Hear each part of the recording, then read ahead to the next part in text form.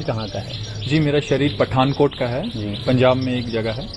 आपके माता पिता क्या करते थे? जी, मेरे माताजी आर्ट एंड क्राफ्ट के टीचर थे और पिताजी आर्मी में थे। जैसा लोग सोचते हैं कि अगर वो इंडियन आर्मी में है, जैसे आपके पिताजी इंडियन आर्मी में रहे, तो उनकी भी काफ़ी इच्छा रही होगी कि आप इंडियन आर्मी में जाएं, और आपके अंदर भी वो चीज़ रही होगी कि देश की सेवा करें। जी बिल्कुल, बचपन से ही पिताजी के संग भी रहे और आर्मी में काफ़ी उनकी जो भी यूनिट होती थी वहाँ जाने का काफ़ी मौका मिलता था, और अंदर रहता था कि हम भी एक दिन देश की सेवा करें।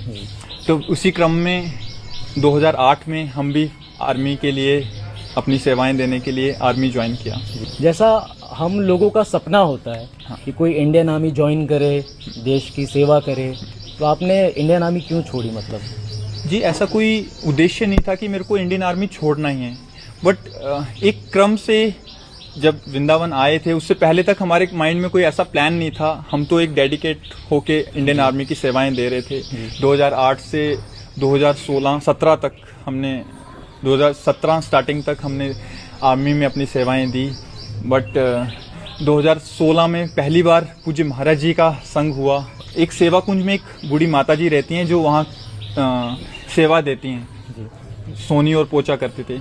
उन्होंने ऐसे ही बातचीत में बोला कि हितधाम में एक बहुत अच्छे संत भगवान सत्संग देते हैं, आप भी जाके सुनिए। तब हमने ज़्यादा उनकी बात पे गौर नहीं किया। 2015 लास्ट की बात होगी या 2016 स्टार्टिंग की, जब अगली बार वृंदावन आए 9 मई, आज भी तिथि याद है, 9 मई 2016 को पहली बार पूज्य महाराज जी का सत्संग सुनने का सौभाग्य मिला।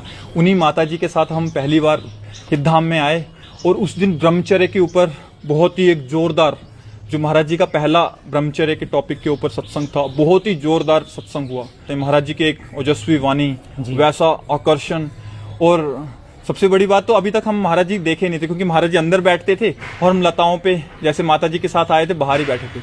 तो सत्संग जब कीर्तन होता था तो कीर्तन के समय दर्शन होने के लिए आगे, जैसे पहली बार पूज्य महाराज जी को देखा, एकदम लगा एकदम द्वादश तिलक, महाराज जी के एकदम तेजस्वी चेहरा, तेजस्वी वाणी, और एकदम आकर्षण।